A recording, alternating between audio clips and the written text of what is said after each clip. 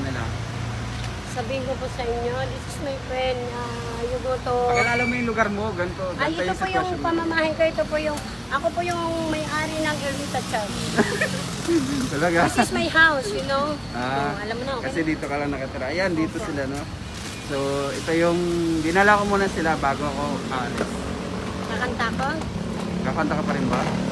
para sa'yo. Hirap pala kung ibig sabihin namang panahon. Ah, wag na, tawagan na Gusto yan. mo? Wala akong ngipin eh. Tapos, ayan mo lang yan. Matay pa rin.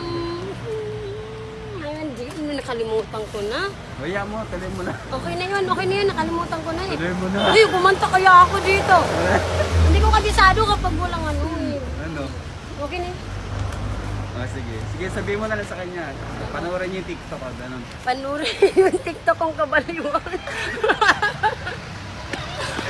Panoorin yung TikTok kong baliw.